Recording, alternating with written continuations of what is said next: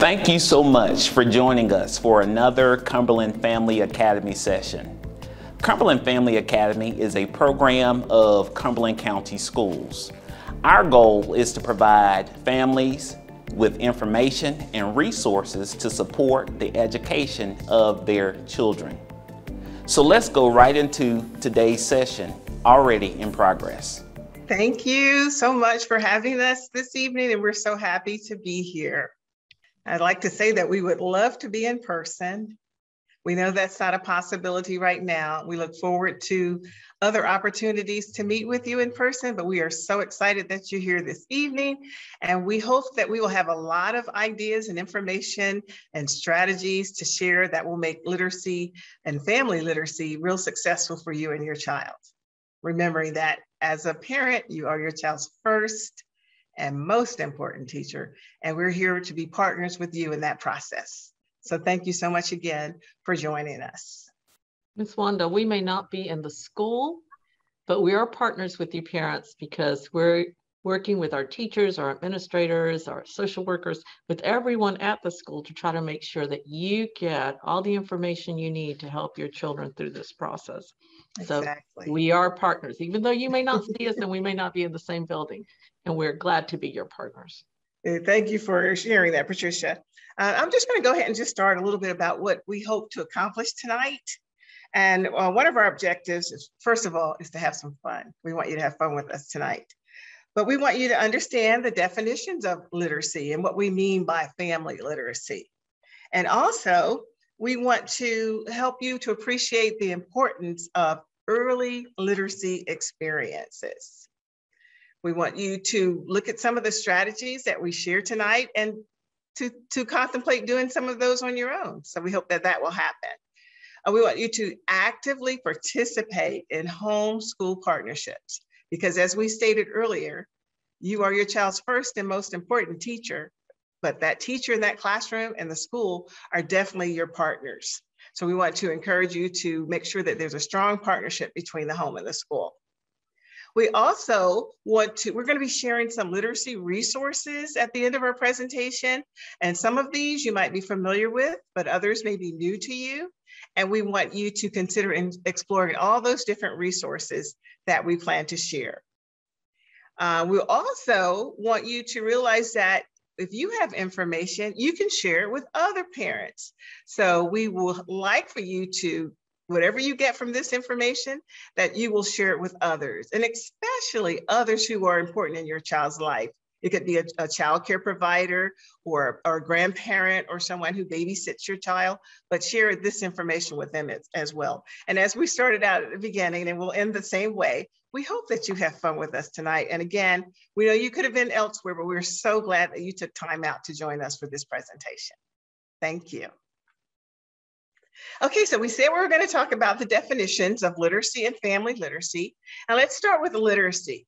Everybody has their own idea of what we mean by literacy. But for our purposes tonight, literacy is the ability to read, write, speak, and listen in a way that lets us communicate effectively and also to make sense of the world. This process is fundamental to achieving in every educational subject. In other words, for math, we need literacy to be competent. To be competent in writing, we need literacy. Social studies, music, learning to play music. Everything we do involves literacy. So that is the foundation. And then when we talk about or discuss family literacy, it's a term that's used to describe parents and children learning together. And they're learning together at some home literacy activities that provide literacy building opportunities for young children. And at the same time, you're enhancing the literacy skill development in all members of the family. Now, if you research family literacy, you'll come across terms like literacy-rich homes, family-focused reading, strong homeschool communications, and all those are important in the process. So when we talk about literacy-rich environments and homes, we'll share some things that you might have in your homes to support that literacy-rich environment, okay? And I don't know if parents are aware of the fact that with your definition of literacy, It addresses that social emotional aspect of our children. They have to learn how to talk to one another, how to get along, how to say it correctly, how their facial expressions, everything they do when they're speaking and listening to someone is literacy development. Thank you, Patricia. Now, if we're talking about literacy, we always want to start about talking about books. Now, I know as a child, there are two books that were my favorite books from my childhood. And I have those two pictures up here. And so what's special about those books, about the book sharing experience that made it special? Well, Miss Susie was a book about a little squirrel who had her own little house in a tree, and she took good care of it. But something happened and she had to leave her home. She was forced out of her home and she had to live with other people for a while. But she was able at the end to get back to her home, to get everything back in order. And I just thought it was a beautiful story that resonated with some experiences that people have in their childhood and that some that I may have experienced. So I love that book. And then The Cat in the Hat. Who cannot like all those rhymes and the imagery in the book, the things that the children experience while the cat's there and the mom's away. So those two books are two of the ones that were so special to me. And what even made it even more special is that my mom read the stories to me. You got to sit on your mom's lap, cuddly, comfortable, while she read a story to you. And that's a wonderful experience for children to appreciate stories and to bond with their parents. Patricia, what about you? What about a favorite book from your childhood? For me, it wasn't from my childhood, but it was almost like you said, sitting together. My son and I, he would sit on my lap and I would read The Pokey Little Puppy and the Saggy Baggy Elephant until the print came off the book. And I loved it. It was the time that we would spend together during the day, even if we read it a dozen times, but he'd always sit in my lap and we'd cuddle and we'd laugh and we'd play it out. It was just wonderful. And those are my favorites simply because I spent that time with him.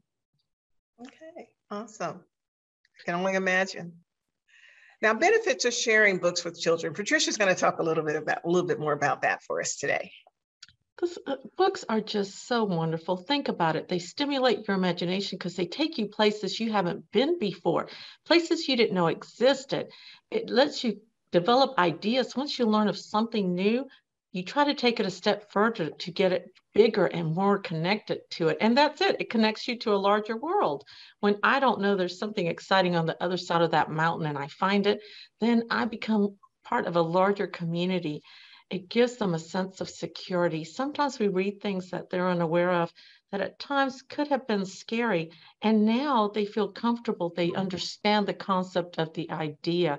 And sometimes too, it provides us as parents when we're reading the story and we see their reaction to be able to gain that sense of security.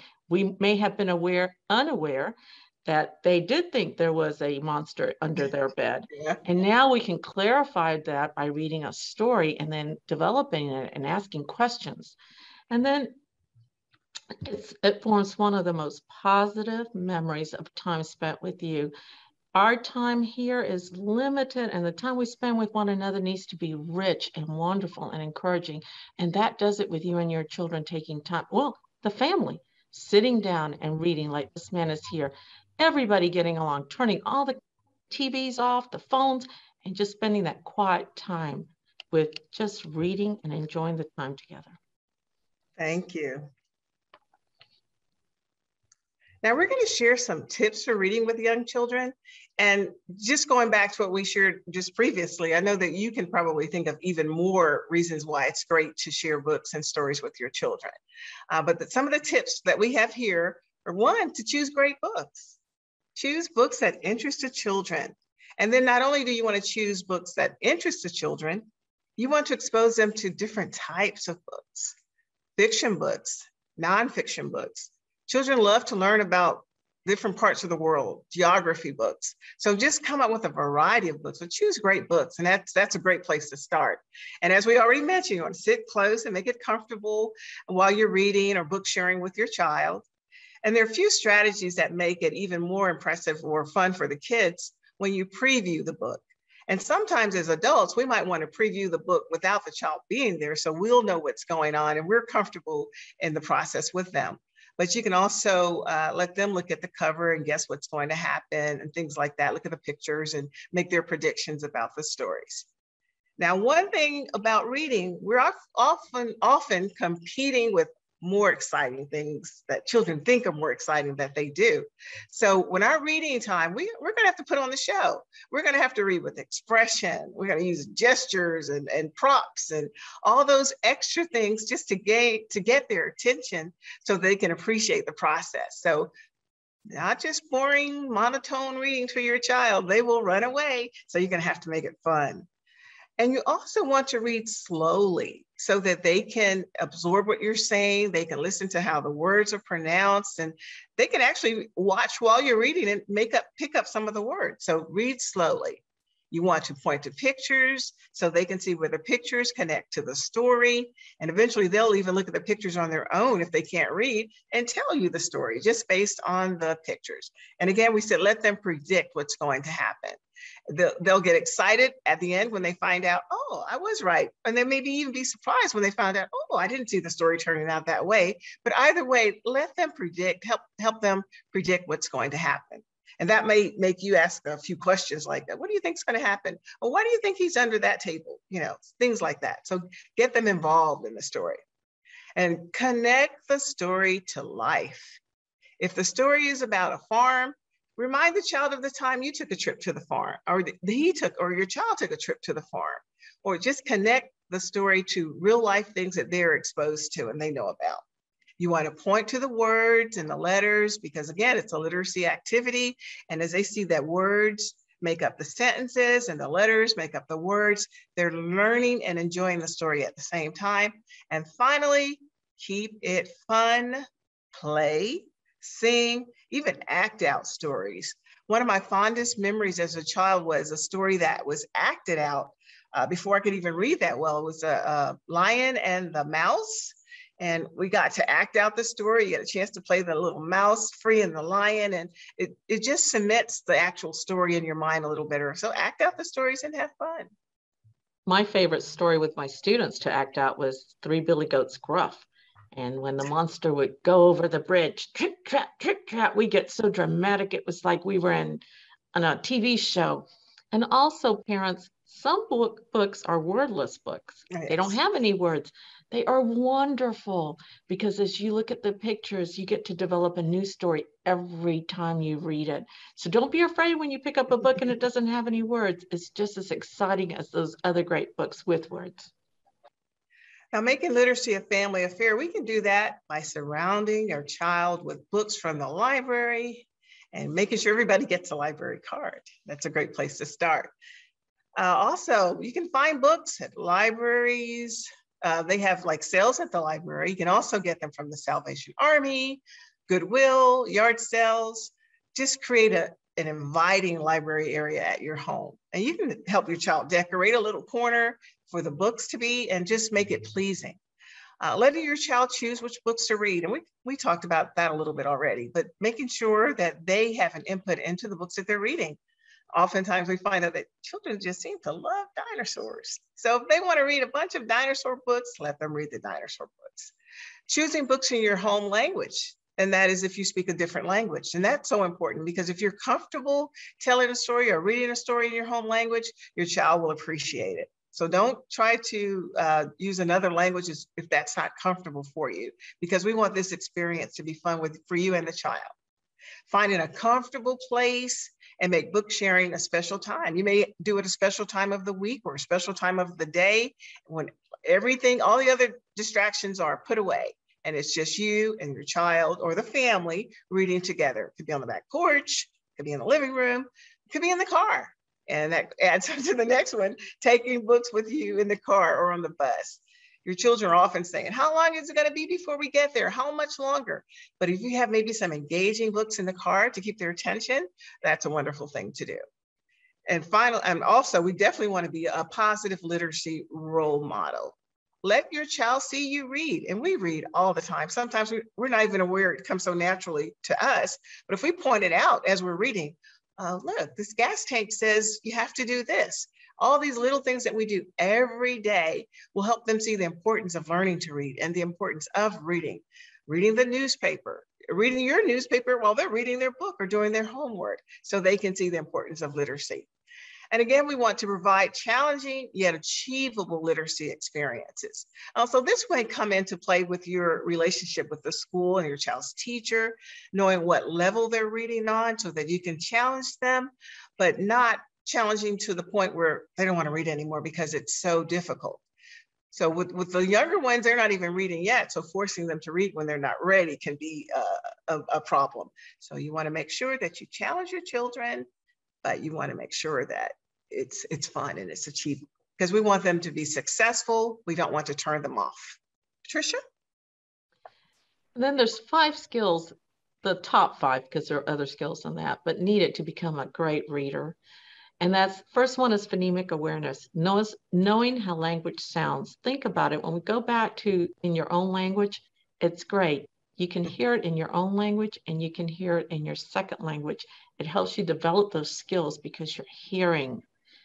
Phonics, knowledge of how letters represent sounds. Children don't understand that.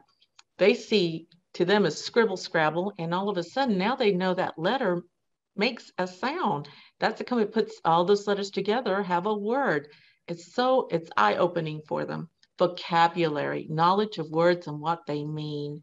Oh, how exciting. Fluency, the ability to read accurately and quickly. And then comprehension, the ability to understand what you read. Okay, so phonemic awareness, knowing how that language sounds, that spoken words. Parents, you can help them so much by playing with sounds in all parts of the words, the beginning, the middle, and the end. When, as I told you before, when we would go trip, trap, they're hearing the beginning, the middle, the end of all that, putting it together, point out rhyming words in a song, rap, poems, and nursery rhymes. They love it. Play a game to see who can come up with 3 words that rhyme the fastest. Did I read that right? Yes. That's part of comprehension. Phonics, knowledge of how the letters represent sounds, that written word. We can look up words on signs, cereal boxes, money. This is the neatest thing I've seen with the environmental print has been to be able to go to those places, go to Burger King, ask them for something with Burger King on it, go to Taco Bell, go to McDonald's, and then cut it out, put it on a ring, and that is your alphabet book, so to speak, with print they've seen that they look at all the time, the stop sign, take a picture of it. It's a great way for them to learn. Point out words to your child whenever you see them. You're not quizzing them. You're just saying, oh my gosh, look, I just stopped at a stop sign. How cool is that? Say them out loud. For example, walk or don't walk on the crossing light at the corner. Make sure they understand and can hear everything they're seeing. Third is vocabulary, that knowledge of words and what they mean. That is word power. Parents, talk to children. Teach them new words. They learn by hearing you talk. Every time you say something, they should be the ones saying, what does that mean, Mom? What does that mean, Dad? Yeah. And get excited about it. And you'll hear them using it pretty soon, too. Point out the new words on television and in music. Appropriate new words in television and in music. Give children the names of things such as colors and animals. Miss Wanda put this picture in here because we have a little visitor to our building he's 3. And he actually told us what that was. And we were like, no kidding. But he knew the word to that, which is not coming to mind right now, Miss Wanda. Trailer hitch. Trailer hitch.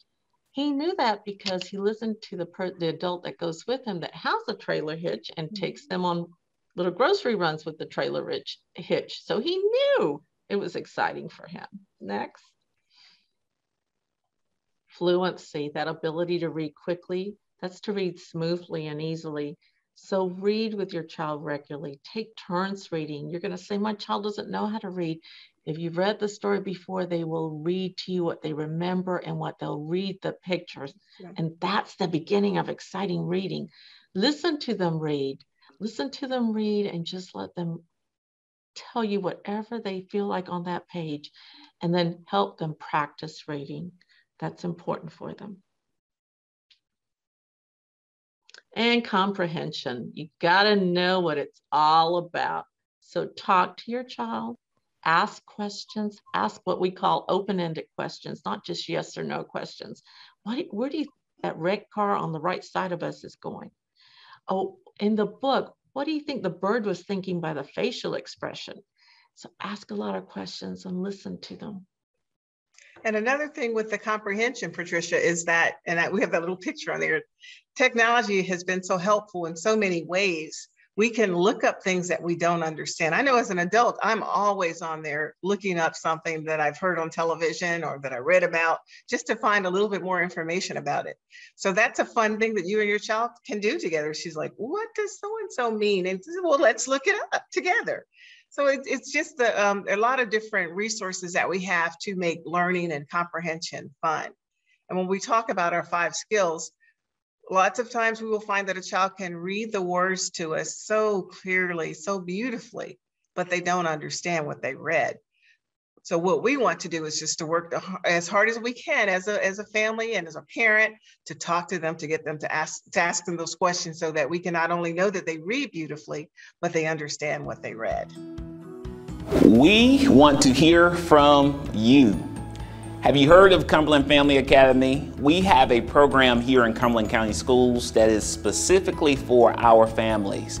We want to continue providing you with information and resources to help you become full partners in the education of your young people. So, what we need you to do is visit our website and complete a brief survey. As we're thinking about programs and information sessions and offerings for families, we want to hear from you. What topics would be most helpful to you? What would you like to see? What times should we offer them? We want to tailor our resources and information sessions and everything for families around what you need and what you desire. I promise it will only take 10 to 15 minutes. Visit the link below, complete a brief survey, and help us help you help your child succeed in school and ultimately in life. Thank you. Okay, so this next video is a video of a conversation with a dad, and you just watch it and you'll see what's going on here. What you're going to see is the father and the son exchanging words and having a real intense conversation going back and forth. But what's going to be so neat about it is when you listen to it, you will see that the father is engaging with his son, actively engaging with his son, and probably has no clue of what the little baby is saying. But he's letting the baby, he's giving him the eye contact. He's acknowledging his words. He's waiting, giving him time, the baby time to say what he has to say before he jumps in and says what he has to say. And it is a beautiful conversation. Did you understand it though? No. Okay. All right. Huh? Oh no, not this one. This is the grand finale of it. Yeah, that's the last one. That's what I was wondering. I don't know what they're gonna do next season because they did some stuff this time. Exactly what I was thinking. Oh yeah. Right, don't bring that again. You know what I'm saying? Don't do the same stuff. You know what I'm saying? Yeah, I was thinking that. Yeah. Like go somewhere else with that, but don't bring it here. You know what I'm saying? Yeah.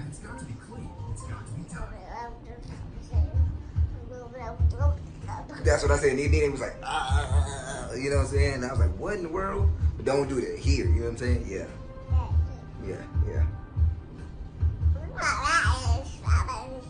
Really? I thought the same thing. We think a lot alike, huh? Oh, that's crazy. Right. I think my favorite part of this video, if everybody watches, is that the baby actually has a waiting game going with his dad. Yes. He knows he has to wait for his dad. When his dad talks, and he turns around and he looks at him and waits and talks back. It's just precious. You may think this is crazy, but I know once I found out I was having a baby, I read out loud. I read storybooks so that my baby could hear him. So it's never too early to start your literacy program with your child. I am so glad you shared that, because research shows that that's so important, and it's a great place to start. Ms. Wanda, I actually shared family stories too. I told without knowing if it was a boy or girl, I would keep telling them, well, this is how your grandparents are and who they are and where they came from. I just talked and talked constantly to him. Thank you. So let's talk about some essential storytime strategies to practice at home. Picture talk. Before reading a book, you want to look at the picture on the front of the cover, read the title, and ask, what do you think this story is about? And look at the pictures throughout the book and occasionally ask, what do you think is happening? What do you think is going on now? What do you think will happen next? And these are some strategies that you can practice at home with your child with any book that you're reading. And it just helps them to learn new vocabulary and also helps them comprehend what's going on in the story. And all this reinforces what we've already shared, but these are different, ways of sharing the same thing. Chime time. And chime time is one that I'm sure you've done before and you probably love doing it and your children love doing it. But after reading a book several times and realize you probably will be reading the favorite book several times, when you pause, when you come to rhyming words or repetitive phrases or words that are easy to predict, and let the child chime in. They'll say whatever the rhyming word is, they'll say it because they know it's coming. So it's like chiming in, helping them be a part of the story and sharing what's coming next. There's so many books that lend themselves to that so easily. So that's just one of the strategies that's important. And it helps with fluency. It helps with vocabulary building, and it helps with comprehension. When they come up what's coming up next, you kind of get a good indication that they understand what's happening in the story. And then the final one, tell it again. After reading a book many times, which we said you will be doing, ask your child to tell the story back to you. Start at the beginning of the book, have the child retell the story by looking at the pictures. And you may need to help a little bit by saying, tell me what happened on this page. Telling the story from the beginning to the middle to the end helps them see how things progress and proceed. And that gives them a strategy as far as building vocabulary and comprehension. Again, telling the story, and they can tell their own stories. We'll talk about that a little bit. But if you ask them to tell you a story about what happened in school today, what happened first thing in the morning? Oh, I went in and I put my books up. Okay, what happened after that? Oh, then we went to circle or center time or whatever is going on in the classroom. And then what happened next? So they can see that things happen in a sequence and tell you what's going to happen next and create their own little story. So encourage them to do that. And that's an aspect of real life that they need to understand early. There's a sequence of events in your life and some lead to consequences. So good or bad. So they start learning that through literacy. And as Patricia was sharing earlier, how she would tell her child about her parents or grandparents or other people who are important to you and your family.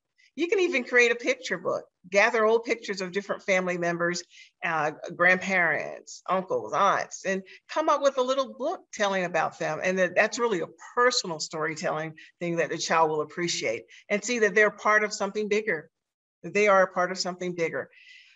Think out loud when you were little. What did you do? I know many of us have heard those stories that our parents told. I had to walk 10 miles to school. But make a story out of something that happened, like a family trip, a birthday party, or when you lost your first tooth.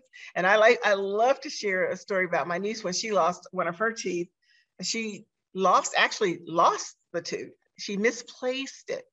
And she wrote in her own little handwriting a note under her pillow to the fairy saying, I lost the tooth, but could you please leave the money and I will bring the tooth back when I find it.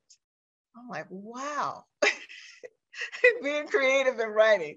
So think about things that happened when you were little and share those with your child. They will really appreciate it. Have your child tell you stories about what she has done on special days, surprise events, holidays, birthday parties, family vacations. Let them tell you, let them talk to you about those things. And if you go on a trip, draw pictures with your child and tell a new story. Invent new stories. Trips like going to the library, you can make up a story about that, a story about a trip to the park.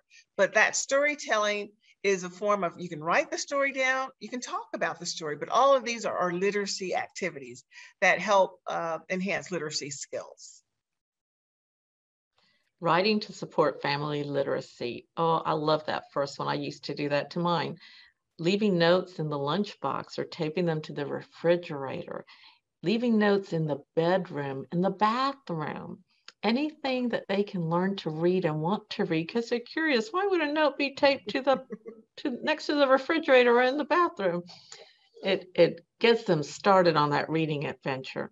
Encourage children to send notes. Thank you notes when they get a gift shows such gratitude. Plus, it helps them develop that writing skill and the understanding of what it is to treat another person with consideration.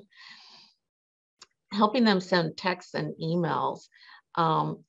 This is so easy to do and they enjoy it. And we do encourage you to make sure when you are teaching them these skills to use the proper writing or the proper spelling of it. Because sometimes as adults, we get so used to using short words or short letters for something. But with the texts and emails, we encourage them to write. Let's use the proper writing skills. And punctuation. Write letters to grandparents. Can you imagine a grandparent getting a letter from their grandchild? Oh my gosh. Miss Wanda got excited about her niece's letter and she still has it. That's because it was a letter written by a child, and it doesn't matter if it's perfect. We understand. We love them and we will understand whatever they write down. Help with the grocery and the shopping list. They love doing this. Absolutely. So they get to do that through just learning by when they buy the groceries. Have them check off the list. Encourage them. So we've given you a lot of different tips and strategies to increase or enhance family literacy or literacy activities at home. We wanted to go a little further and give you some resources that, again, you might be aware of or you might not, but we wanted to share those with you. The first one, we'll just reiterate what we said at the beginning. That homeschool communication is a great place to start. Your child's teacher is a wonderful resource. So we would love to encourage you to make sure that partnership is working because both of you have one person's interest in mind and you both are concerned about that child. So working together is a great place to start. And this little picture reminds me of how important it is to check those backpacks. Check the notes in the backpack, see what's going on. Make sure that you're communicating back and forth to the school and turning in things that may be missing or reading any notes that may be particular to you that you might need to be aware of. So that homeschool partnership is so important. And also, initially we had one of our partners who helped put this presentation together. She couldn't be with us as we present, but Miss Carrie Elkins is a media coordinator at one of our schools at Cliffdale. And media people are a great resource for our students as well and our families. So that's another place, your child's media center. And the public libraries, they have tons of wonderful programs. We started out at the beginning telling you about when they have like the book sales, you can get free books or inexpensive books there. One thing that we might not know, or you might not know, is that they've waived all of your old late fees that you may have had. You may be staying away from the library because you still have books overdue or that you need to pay for. But that's all, your slate is clean. So I would encourage you to go to the library, get a library card for your child. You might even want to do a library scavenger hunt or a trail where you can go and see where everything is and help your child do that as well. The children's section, the story times, the media activities that they have available for you to check out. So make sure your library is your friend, and they have a lot of resources for you, online resources that will be very helpful too. There's a program, Libby, which is Libby's a free app where you can borrow digital books. So we wanted to make sure you knew about that, and it's free. You can use it on your Chromebooks, your phones, your tablet, and again, no late fees. So this is a wonderful resource for families to enhance literacy at home. You do have to have your library card, so it's a great opportunity to go get your library card and that of your children. Back to the library. Yes, thank you.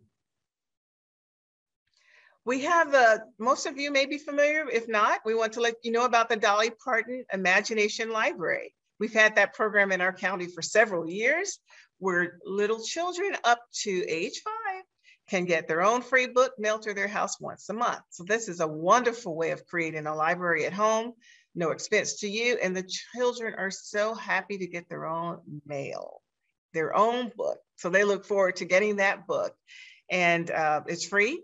And it's through the Dolly Parton Imagination Library. So make sure you look into that. And it says up to under age 5, that's babies on up. You can sign your children up for the books. We also wanted to share about a story walk. If you're familiar with Clark Park in Fayetteville, there's a story walk. There's a trail where you can go along the trail and read excerpts from a book along the way. They're mounted and you'll just stop and read and exercise and walk and read a little bit more. So that's a wonderful family adventure where you're incorporating exercise and hanging out together, as well as literacy, all in one place. And that, again, is free of charge. Our neighborhoods, if you've looked around town, you've seen a lot of these little free libraries popping up all over the place. They are a place where you can just go and get a book, take a book, or leave a book, share a book. And these are beautifully colored, and they're in places where, children might walk by or families might gather. I recently saw one across from Seabrook Park.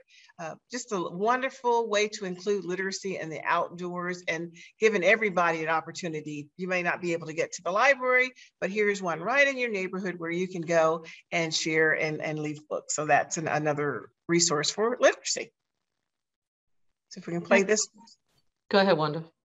Okay, so our access to our Ready Rosie program, if we can play this video, you'll get to see a little bit about this, and I can tell you a little bit more once we're done with the video. Yay! Today, we're going to play a game with your name, all right? I'm going to show you how to put your name together. Triangle. You see how on this envelope I have your name written? Triangle. And then on these cards, I have the letters to the name. And I'm going to show you how to put them in order, okay? Okay, let's see the first letter. Here, let mommy put these down for you. N-A-O-N-E.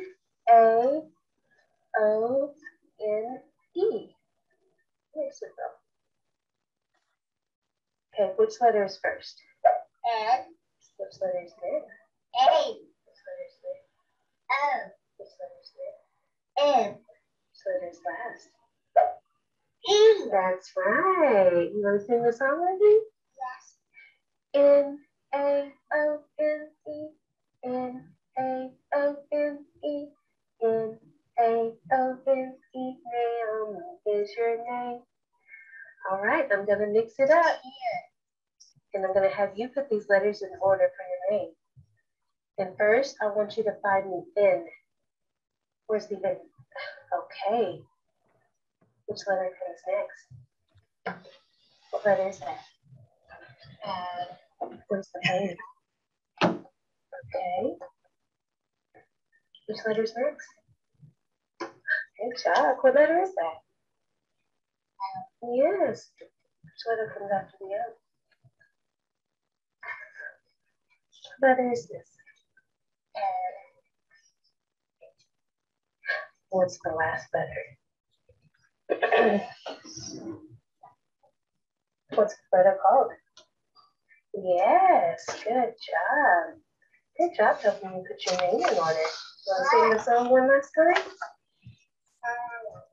N-A-O-N-E, N-A-O-N-E, N-A-O-N-E.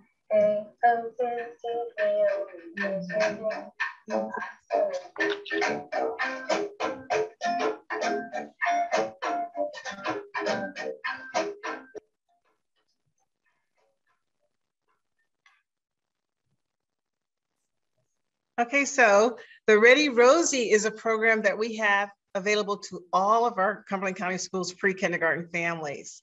It's a wonderful program wherein they receive a video every Monday with information on family literacy and activities that they can do with their children. And what's so cool about it, you saw how short this video is. Well, the videos are short, but they're packed with a lot of information to help parents. And they also they give parents strategies on how to make it a little more complicated for the child if it's too simple, and how to make it less complicated if it's too hard for the child. And it lets the parent understand what is being taught in each video. So you don't have to be a teacher to know what's the best way to teach your child, because this program, Ready Rosie, is a wonderful resource. And you see here, the parent worked with the child's name and playing with letters. And we all know that a child's name is one of the first words and things that they need to learn, and that's important to them. So the Ready Rosie is a wonderful resource that we have for our parents and our children in our pre-kindergarten program. And they also provide you videos for babies and toddlers so that you can see how you can do some of the same things, but at their level and at their age appropriate activities. Now we've come to the part in our presentation where we really want to kind of look at what we've already talked about, but to get you to commit to it. And I know most of this you are already doing. We know that. We just want to reinforce it and just to be able to just target a few things. There are a lot of other things that may be important, but these are just a few that we wanted to go over and say that we're going to commit to this together. I read to my child with joy and enthusiasm every day. As a parent, I have lots and lots of books around my home, and if I don't, I know where to get them. I give my child books as presents for birthdays, religious holidays, etc., so she can feel that books are as much fun as toys. I encourage other family members, like grandparents, aunts, and uncles, to do the same. And my child often sees me reading books, newspapers, magazines, letters, greeting cards, and so on, so that they can see that I value reading. My child has a special place for her books, and I have a healthy attitude toward reading. I visit the library often with my child, and while there, I may stay and read a book to my child, join in a parent story time session, or just let my child choose books to take home. I keep some extra books in the car for my child to look at if she gets bored while we're driving. And I turn off the TV or radio so that there are no distractions while I'm reading to my child. And finally, I let my child climb into my lap while we're reading, or else I cuddle up next to her, so we are physically close while reading. I think we can all commit to that. A couple of resources, additional resources, adult literacy resources, because sometimes as parents, we feel uncomfortable that we're not reading where we'd like to be. And as we work with our child, we want to improve our own skills as well. So there are classes offered in areas of reading, math, general education, English as a second language. And I've listed 2 agencies that I know are wonderful local agencies, and it's free for you as an adult if you want to continue your education, if you want to work on your GED or improve your English language skills. We have Fayetteville Tech Community College, and we also have the Fayetteville Urban Ministry. If you need any additional information about either of those, feel free to reach out to us. And Patricia, finally. Learning to love to read starts at an early age and often starts at home. If families make the effort to encourage, support, and engage in all aspects of literacy in their homes, children and family members will enjoy reading and writing together for the rest of their lives. Thank you. Well, we hope that you enjoyed our presentation. If you have any questions, if there are any questions in the chat, we're here to answer them. Again, our contact information is here because we would love for you to reach out to us for additional information. One thing I did forget to mention is that we have a family resource room at our office on Hillsborough Street at our pre-K program, where we have tons of books that are available for you, for your child. And we also have a lot of parenting resources and information. So just give us a call, and we're happy to help. And we're so happy that you took time out of your schedule to join us today. Thank you so much for watching today's Cumberland Family Academy session. If you enjoyed today's session, be sure to visit our website listed below. On the Cumberland Family Academy website, we have numerous other sessions available to you, our families. Remember, our goal is to provide you with information and resources to support the education of your child. Thank you again for watching. Have a great day.